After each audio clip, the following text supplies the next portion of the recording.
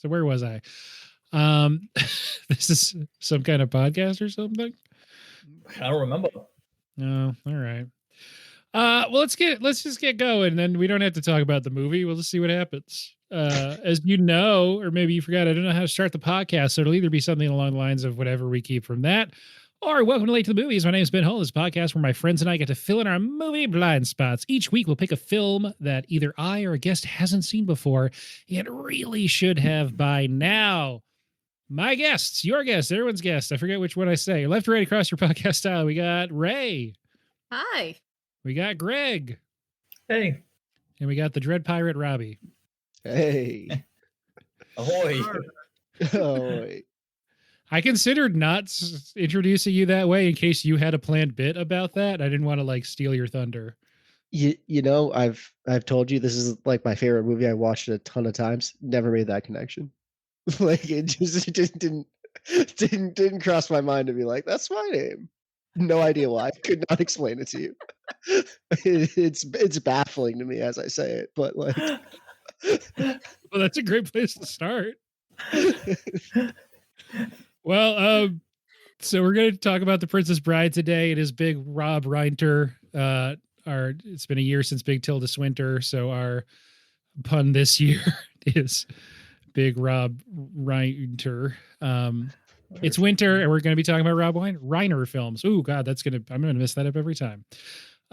Anyway, we're going to start with Princess Bride, but before we get to that, have you guys watched anything in the last 6 months since our last recording? Nothing. No, just stare at a wall. Yep. Honestly, I don't think we've really seen like any movies, really, have we? I don't know. We've been doing a lot of TV shows, I feel like. We've been doing more TVs. We watched there's an anime we like, Free Ren. We rewatched it too many times because they came out with a second season, so we just started that. It's really good.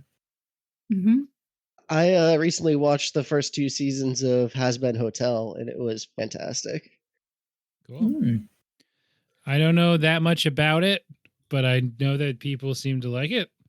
It's like if a musical was a cartoon, but it's got really good bits. It's got Stephanie Beatrice in it, and then the lead is like a voice actress from a lot of animes, like Black Clover, but I think it was ones that you guys would know too.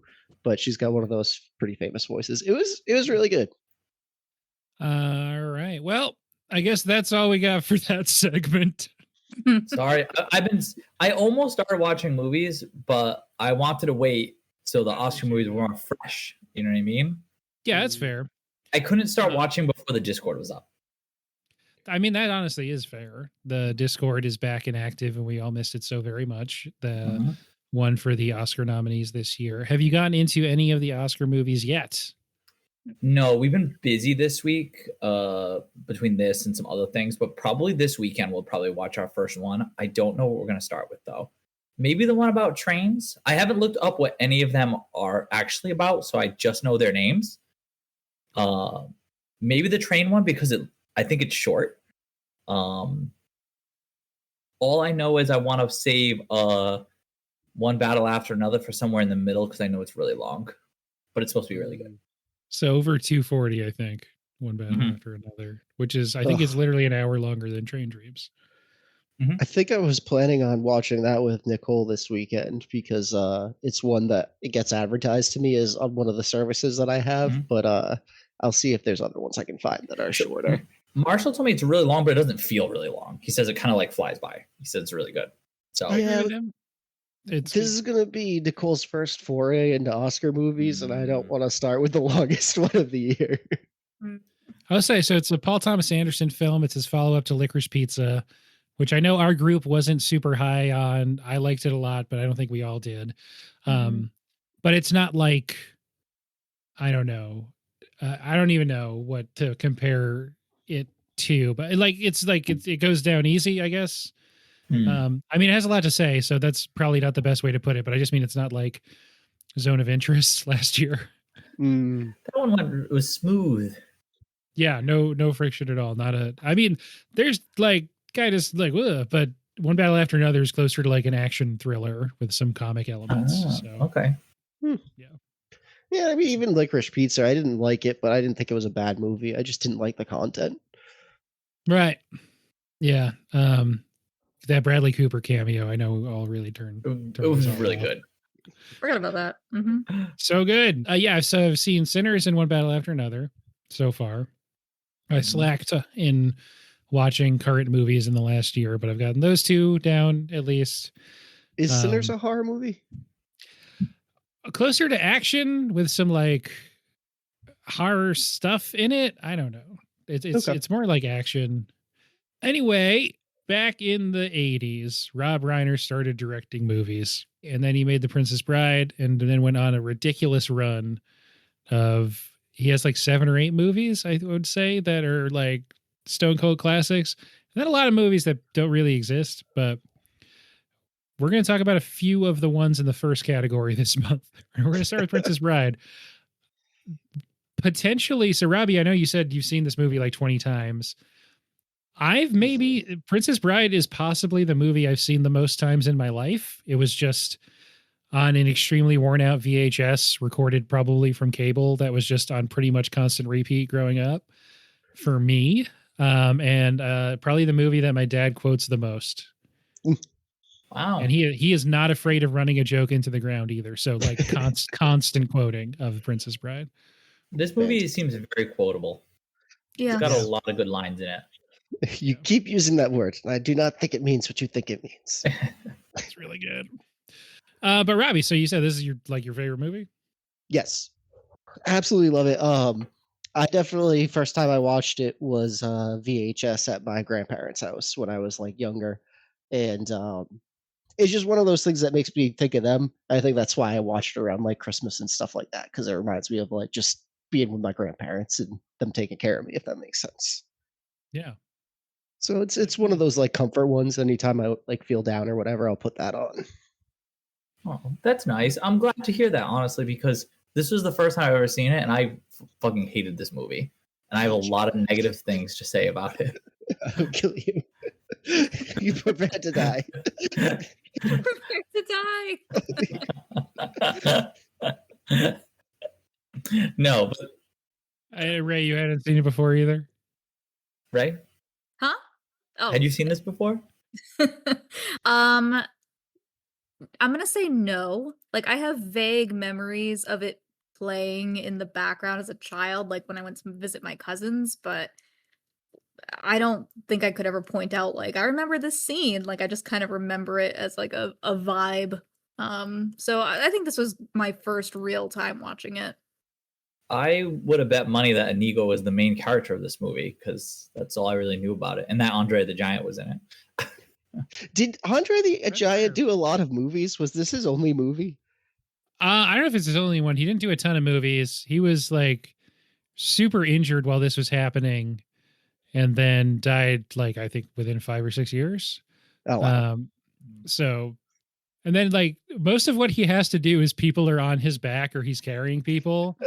And every time that happened, they had to like build a specific rig, so he doesn't actually have any like weight on him while that's happening. Because I guess he was super injured. Anyway. They built a lot of stuff for this movie, huh? Yes, so that's one of the I think best things about the movie is just how it looks. That was the first thing I noticed. And the practicality of the sets. There's just a real commitment to like practical sets and shooting on actual locations. I think around Ireland, and then also like building sets that look like sets, obviously, but still look really cool with like matte painting backdrops and stuff. But before we get to that, we have to say what happens in the movie in a 1-minute plot summary. Who feels up to that? Oh, I can do it. Go for it. Cool. There's a boy. This whole movie is framed. There's a boy sick in bed, and his grandpa comes to read him a book, The Princess Bride. It's about a girl who falls in love with a farmhand who dies. The prince decides he's going to marry this girl, but years later, but she never stops loving this boy. She gets kidnapped and gets saved by what she thinks is a pirate, but it's the boy. The prince takes her back, and the movie is true love connecting these two people, and the adventure he kind of goes on to get her back and save her from having to marry this prince who is evil and is in turn the one actually who had hired people to kidnap her. He was going to kill her to start like a war. And in the end, he gets her back and they kiss and they live happily ever after. And then the boy throughout the whole movie warms up to this story his grandpa is telling him. Yeah, pretty much. I cut you off. You were about to say something else. Like before I made you do the 1 minute plot summary. Yeah. I always like it, especially with like older movies, because I feel like it doesn't happen as much now with like newer ones. But when you're watching them and like you see stuff and you're like, how'd they do that? Like when there's something you're like, I don't know what's happening there. But there was, I feel like, a lot of really cool looking stuff in this. And I was thinking about that when they're climbing the rope. It's like wicked tall and they're like way zoomed out. And I'm like, what's happening here? Like they don't have people climbing this huge fucking rope. Like, what am I seeing? You know what I mean? But it looks real good.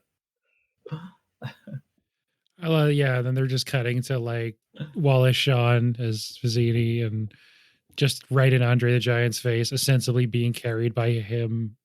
And he's just like berating him for not being a good giant.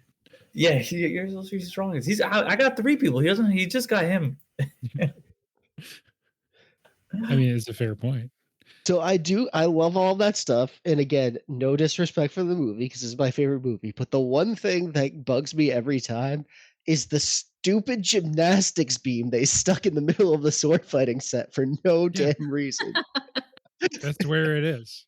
It is just like, this isn't a part of a building. This doesn't make any sense. They didn't have plumbing. Why is this here? I didn't even notice it. I haven't seen it 20 times. It is odd that most of it seems to be stone, the building's like structure. And there is like a gymnastics grade metal bar that they get to do some beam work on. I was fine with it. I feel like me you too. said, like looking at it, everything looks like a set. So I'm like, oh, they needed something to swing on. They just put that there. No, it is fine. It's just, it feels a little out of place. The other thing that I like a lot about this movie is the fact between the way it's framed around this story being told to this kid and the fact that even though it's kind of actiony, it's very like light and there's a lot of like humor in it. It can get away with a lot of like kind of weird, silly things that normally you'd be like, this doesn't make like you would kind of take you out of it, but it's silly enough and like lighthearted enough where it like really doesn't matter. He's not dead. He's just mostly dead. Yeah, he's just mostly dead. Yeah. Like when he screams when he's dying and the whole like world hears him. Yeah. Who else could scream like that? Yeah. I love that when it goes to Mandy Patinkin, who plays Inigo Montoya.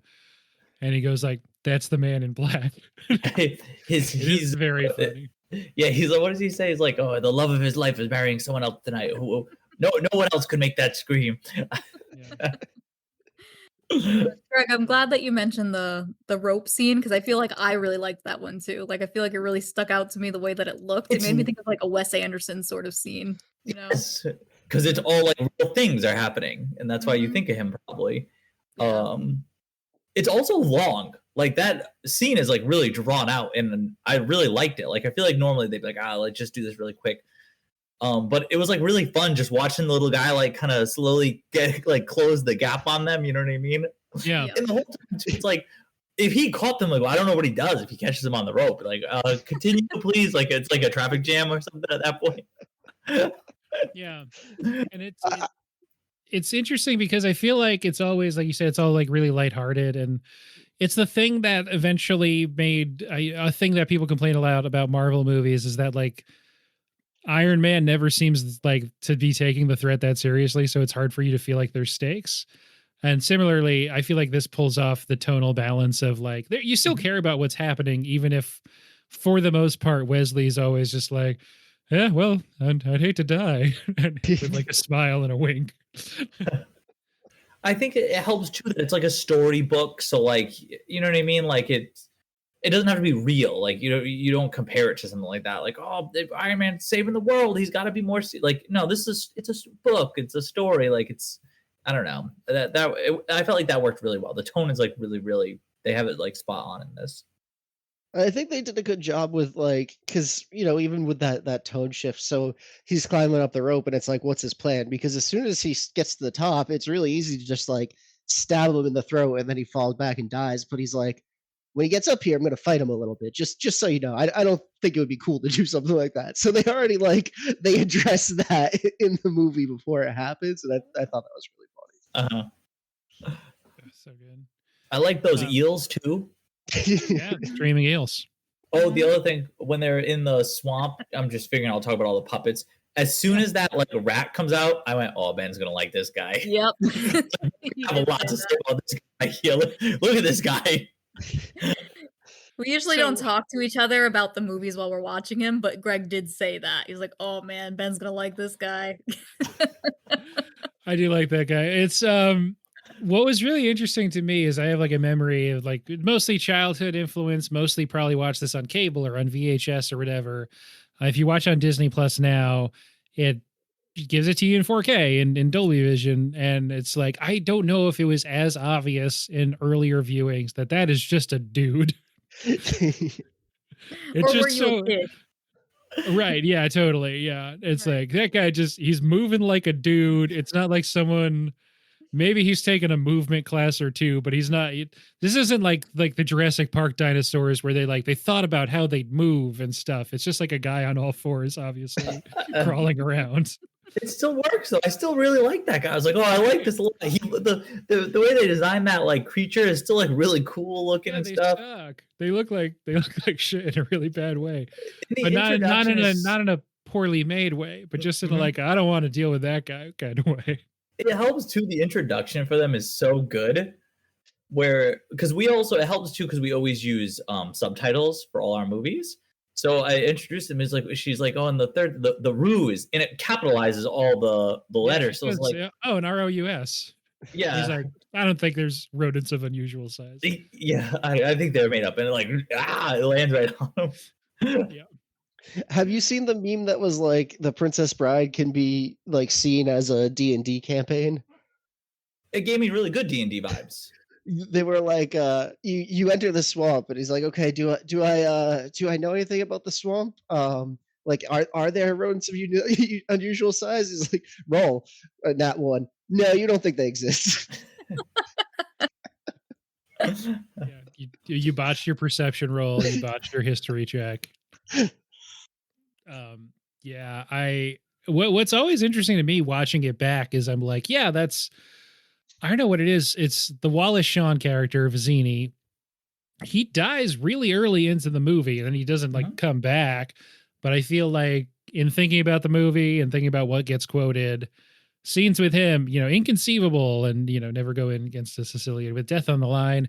I feel like those like loom pretty large, and he's, I think, dead and out of the movie. The whole thing's like under 100 minutes, and he's in it for under 20 maybe before he's out. His scene at the table is really good though, when he's like, and I know you would have known that I would have known, and that cup and this cup, and what does Wesley tell him? He's like, you're stalling.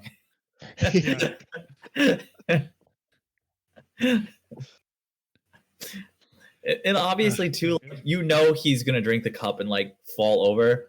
It's still so funny when it happens. Like you could, there's no other thing that could possibly happen. Like he drinking the cup, he's about to tip over, and then him being all like smug, and then him tipping over is like so funny. But the twist when he reveals he poisoned both, that blew my mind as a kid. It was so funny.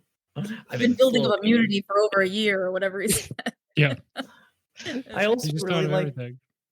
Yeah, when he takes it out, and what is it, iocane? He's like, it's odorless, tasteless, and he's going on, and then the prince comes over and he grabs a little thing and goes, it's iocane. Like, I must be. I picked that up too because he was like, "It's iocane. I bet my life on it." It's like, really? It could be. It doesn't smell like anything. It just makes your life on it. You know what I mean? You mentioned earlier the tone, and I think so we're talking about Rob Reiner. He directed this movie. Tone management is one of the things a director is in charge of, and a movie that contains that scene with Vizzini, but also has like the culmination of the Inigo Montoya story later on and everything with Wesley and Buttercup. And it's like, oh, all of those things exist in the same thing. And it doesn't feel like anything's really, poking out. No, there's not really like a rough edge. They all work. Hard to put all of those different flavors in one thing, I think. Yeah. That sword fight they have early on, Wesley and Inigo, is wicked long too. Yeah. And it's really cool. Like it's a really well choreographed, like really cool fight scene thrown into this movie it's like there's just so many pieces that I feel like it's really hard to put these all together and make this work. Like you make a couple mistakes and I could see the review of this movie being like, oh, it's like a mess of all these different jumbled things that make no sense together. You know what I mean? Totally. But it does. It works really, really well. I feel like they used every part of the movie, so to speak. Like there was no wasted space in it. Like they didn't bother with. Say that. I eat every part of the movie, just so you guys know. They used every part of the buffalo. But it was just like it transitioned so nicely, and every part was like resolving something else. I don't think there was anything that was superfluous in the movie. You know what I mean? Yeah. Well, yeah. He just hums. He was probably like, listen, guys, we got 80 minutes. We're not going a second over. And 10 minutes of that is one sword fight. So we really got to use the rest. Cary Elwes, who plays Wesley, and Mandy Patinkin, who plays Inigo, did actually learn how to fence for that scene. And it paid off. And then they learned how to be ambidextrous, I guess, as well, because they're not left-handed. I'm also not left-handed. It's such a good reveal. Them like talking about all the different like fencing moves too throughout the whole fight is like so cool. Like it like I don't know, it makes it real fun. Makes you want to learn fencing. No. Yeah. It's just me. I would be a lot less cool fencing. Probably. Right. Yeah. I just love that those guys just like, that's actually the only scene they're in together until they rescue him from the pit of despair later on. Mm-hmm. And that's another thing, like watching the movie back, I'm like, yeah, the three friends, they hang out the whole time. And he fights Inigo, he fights Fezzik, André the Giant. And then he sees them kind of at the end of the movie again. There's a shared understanding of there's a level of competence that they can all recognize in each other that makes them all really good friends immediately. Yeah, I don't know how I've forgotten this. Speaking of all these things jumbled together, there's the crazy sword fight, and then the ending of the movie is just them weekend at Bernieing Wesley. Yeah. Yep. And he's there's some great physical comedy from Cary Elwes when they're up on the wall and he like has to turn his head to look, and then he goes like, and he immediately is like asking for their assets. Greg made was is he just gonna be mostly dead the rest of the movie? Yeah, he was. He is. I just love like he like instantly understands the exact status that he's at. He's like, well, I recover really quickly. So when the grandfather's reading the story and he introduces the Buttercup and Wesley and stuff, and then Wesley dies, I really thought Wesley might be dead because I thought this movie was about Inigo. So I was like, I guess Wesley's dead and Inigo is the main, comes next. And then like when he finally shows up, or like the person I thought was him, because I wasn't totally sure it was him, I was like, this doesn't feel like the main character to me. I was like, I guess Wesley has to be somewhere still. Like, just from what I know about how a movie works, like, he's got to be somewhere. You didn't count on him being mostly dead. Didn't count on him being mostly dead. Also, yeah, go ahead. Maybe the funniest part of the movie, when she kicks him down that hill, and he's rolling down, as you wish. One thing I had forgotten, and then I was watching it with Mimi, and we both like remarked on, she like the obvious like probably man in wig playing Buttercup in that scene, who's like, that's Wesley, and then immediately dives head first down the hill. also rolling out of control. It's like, So oh, that's funny. the fastest way to get down the hill.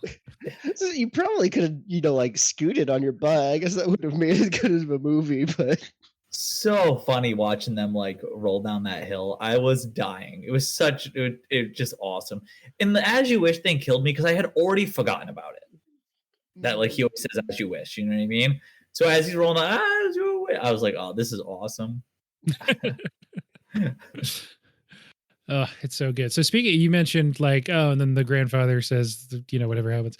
What did you make of the frame story? So if you think Inigo's the hero going into it, you're probably surprised that starts with young Fred Savage in a very modern bedroom, homesick, with his grandfather reading him a story. Yeah, so I was, because I knew kind of like at least a little bit, I knew there was like sword fighting and things like that. And once it started, I was like, oh, so I kind of knew. I was like, oh, someone's gonna like read him this story or something. You know what I mean? I liked it. I think it helps the movie. I feel like it helps with the tone that they're able to like pull you out at certain parts and then get the little kids like perspective on it and stuff. And like, I think it's fun watching. Like, obviously, he's gonna like the book by the end, but I did like it. I thought it was still pretty cute and kind of fun that he like, you get to see him slowly start to be like more enthralled with the story and stuff. So I thought it was good, actually. I think it helps the movie, if anything. and then his grandfather was like, "Go to sleep. I have to go do an exorcism," and he walked out.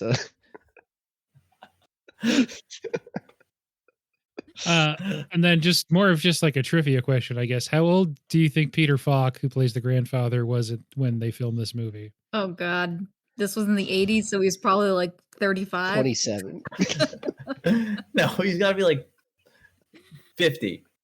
Yeah, 50, 54. My serious guess is 41. 54. He was 59 probably when they shot it. He was 60 when it came out. But like, like that's Tom Cruise's age. So that's younger than current Brad Pitt. The smoking section in restaurants really yeah, really Brad Pitt is people. 62 for reference currently. Holy crap. Peter Falk thought that he wasn't old enough to play a grandfather, and so they tried some prosthetics on him, and I guess he looked really bad in them, so they're like, nah, you'd look old, just be yourself. Just be yourself. Like, did they?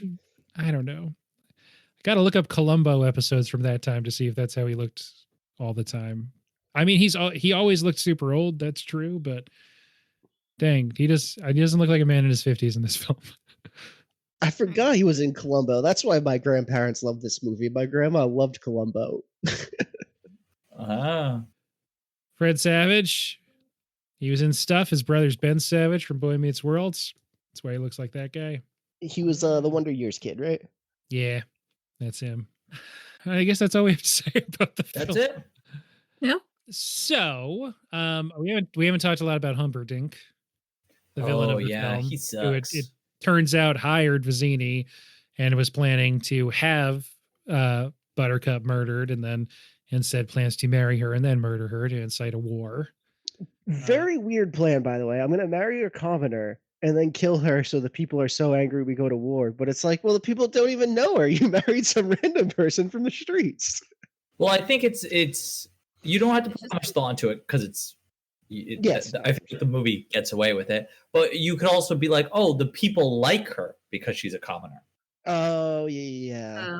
Okay. Yeah. Yeah, like finally one of us.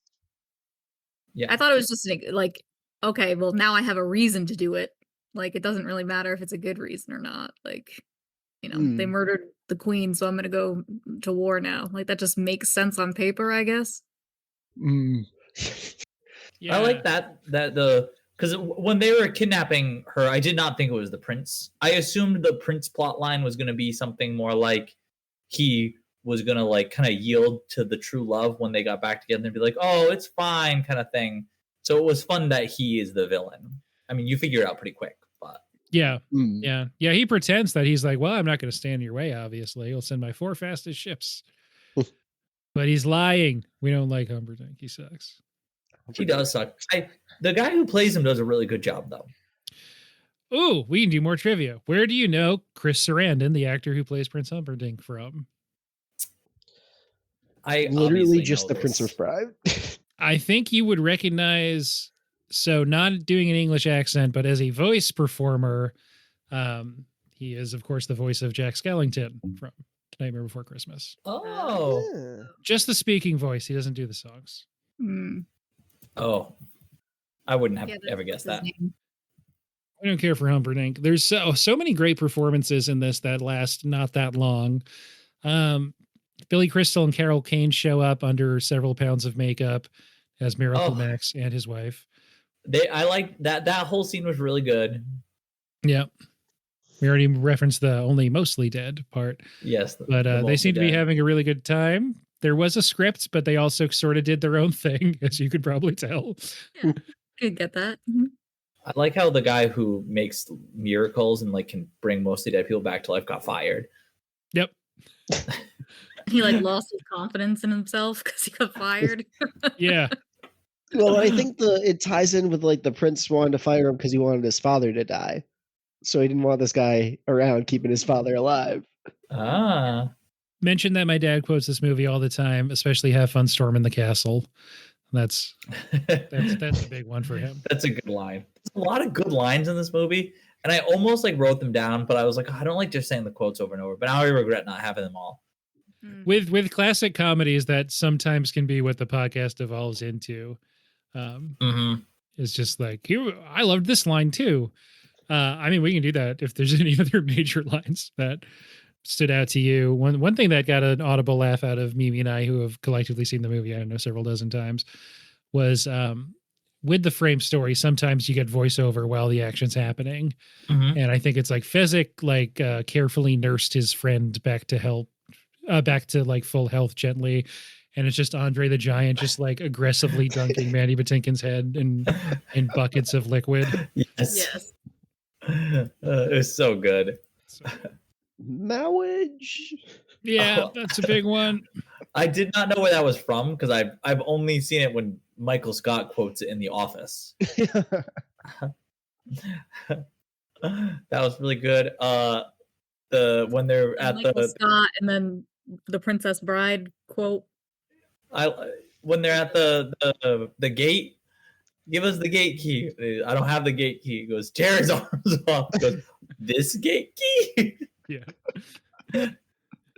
That guy's solid. He's only in like 2 scenes, but like, great delivery on that. He's also wicked funny when every time he comes into the king and he's like kind of awkward and doesn't exactly know what he should be doing, like where to put his arms and like legs and stuff. I think my favorite part is when Inigo finally meets up with the 6-figured man and he gives him his whole spiel and he like looks at him. He's like about to charge and he turns around and runs the other way. Oh, that killed me too, because especially Wes Anderson vibes. Especially too because this movie I didn't know much about, but I knew Inigo Montoya was in it and I know the line, so I assumed it was building to him fighting this guy at some point. So when he finally encounters the guy, I was like, oh, they're gonna fight, and he says the line, the guy just books it. I'm like, oh my god. Yeah. I'm sure it's just like a thing that happens in cartoons too, but it is literally what a thing Ralph Fiennes does in Grand Budapest Hotel. Speaking of West. Yes. Yes. I think it's fine to say that because it was in the trailer. So Yeah. Right. Yeah. So Count Rugen, played by Christopher Guest. We haven't done any of his movies aside from Waiting for Guffman. He also the director of A Mighty Wind and Best in Show. And he's in Spinal Tap, an earlier Rob Reiner film. Yeah, he's great in that role, just kind of playing an evil guy. He doesn't have a ton to do. That's the other thing where you're like, oh, the merch and the memes, maybe not even memes, just like, you know, the quotes on an image of Mandy Patinkin in this. You're like, oh, the guy that he's after is probably the villain of the film. It's like, kind of. He's like, it's sort of the B plot, maybe. He's really more after like the top henchman than the villain, but yep. And that's why like they get that far there and you're like, oh, they're going to help Wesley like pull this off. And then Inigo takes off and you're like, all right, yeah, he actually has his own thing going on. Like he probably cares. He wants Wesley to succeed, but He's got his own stuff. He's been chasing that guy for 20 years. Yep. I like when he has to trick the prince when he's in the bed. And he's like, "Oh, maybe my strength is back." And as soon as he ties him up, it's like, "Help Wesley. He has no strength." And the prince just goes, "I know it."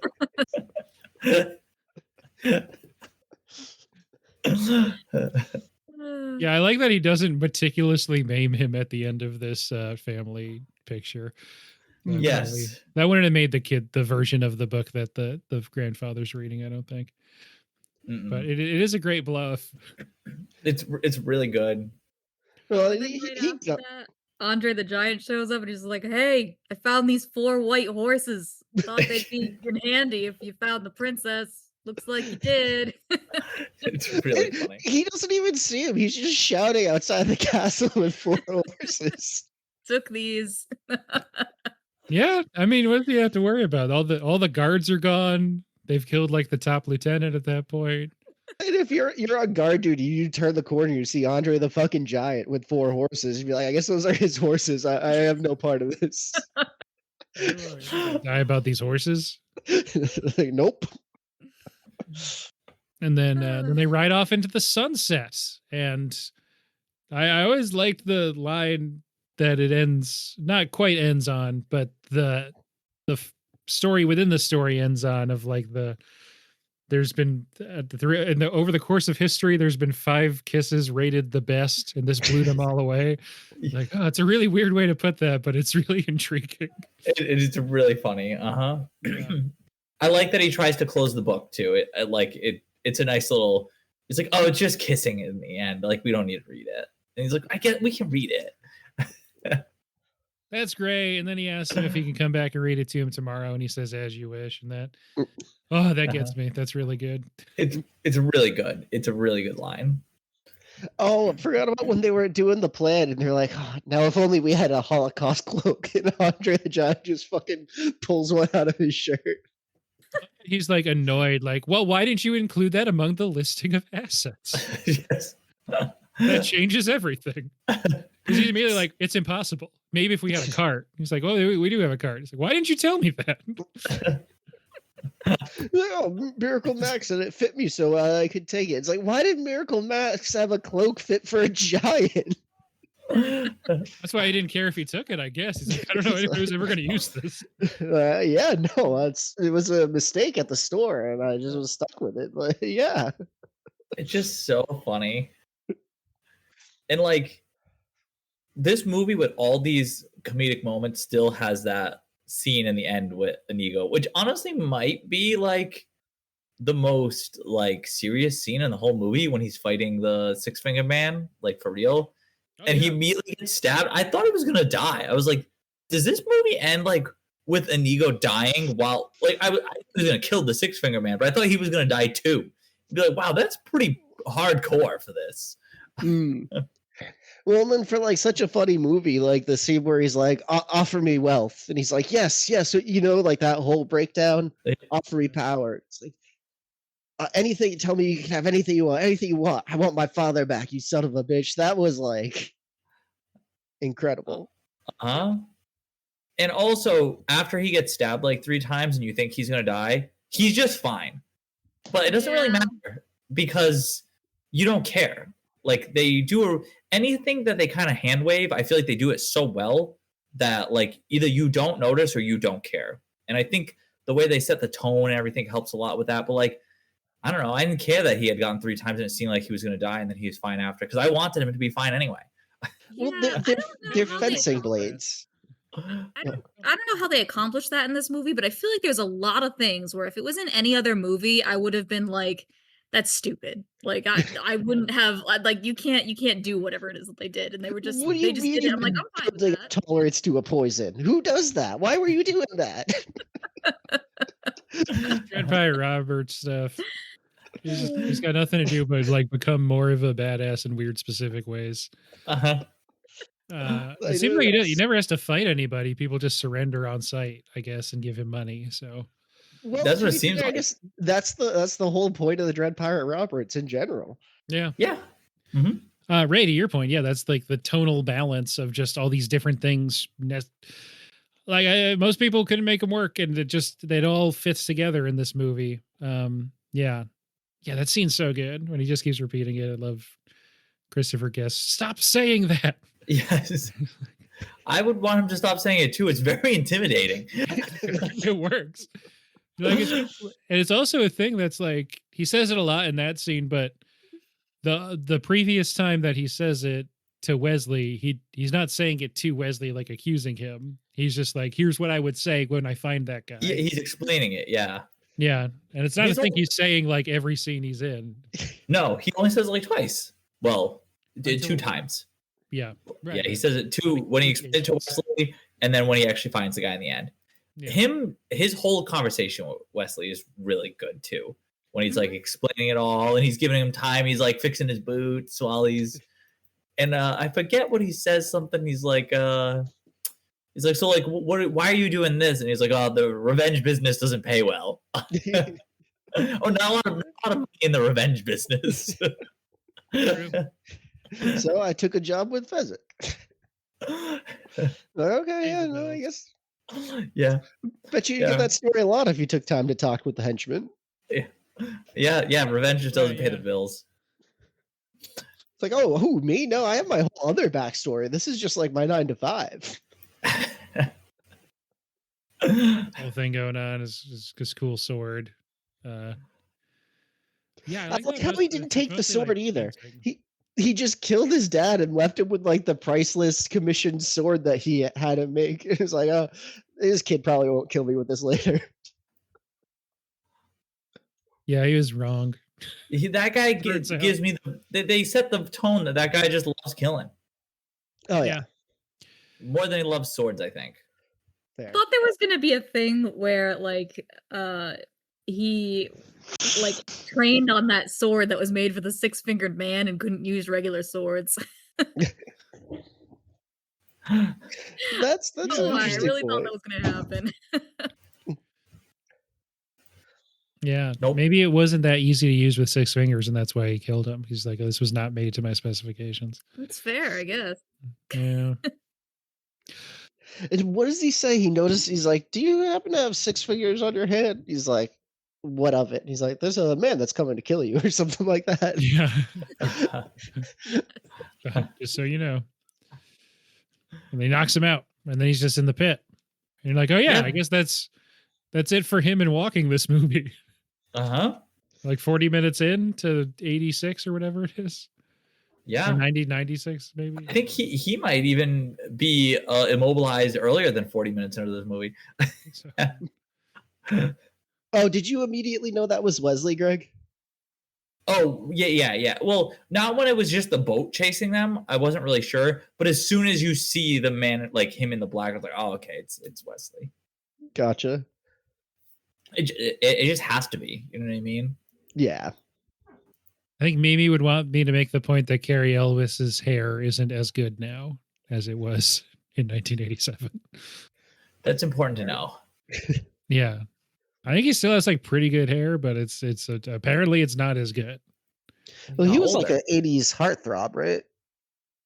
Because of this, which is late 80s, and then Robin Hood Men in Tights a few years later in the early 90s, where he's also sort of, roguish. When he's the farmhand, they have him he's way overly dreamy.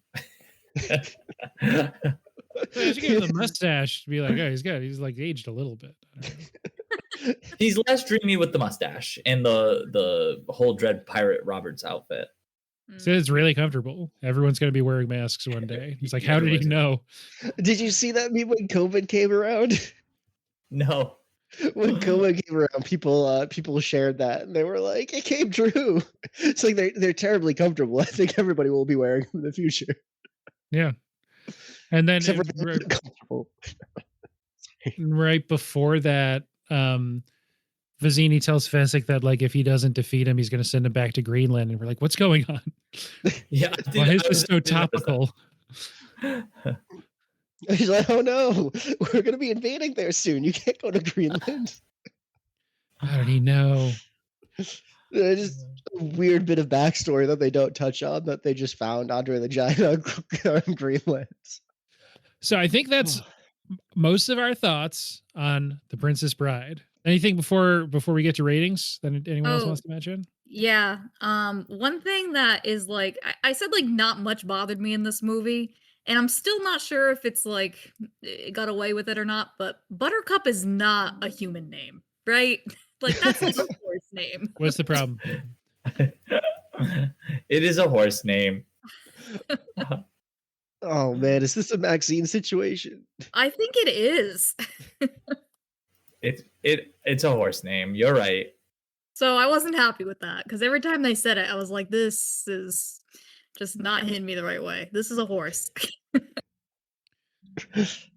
Yeah, I guess it's a horse name. But I don't know. I horse guess name. just the silly vibes. I was like, okay, maybe, all right, but it's right on the line. Yeah, I think her name's officially Buttercup. That's what like she gets called the whole movie. It doesn't seem to be. It does not seem to be a nickname. It is. I don't think you don't get her name until she's princess though. Like I don't think they mention it in the beginning at all. No, I they think do. they introduced her right away. I think. Yeah, they introduced her right away as Buttercup. Mm-hmm. No, all right. Well, yeah. I did notice that too. I was like, odd choice. All right, let's get to ratings. On a scale of 0.5 to 5, on any scale of your choosing aside from stars, what would you give The Princess Bride? Oh, I got this.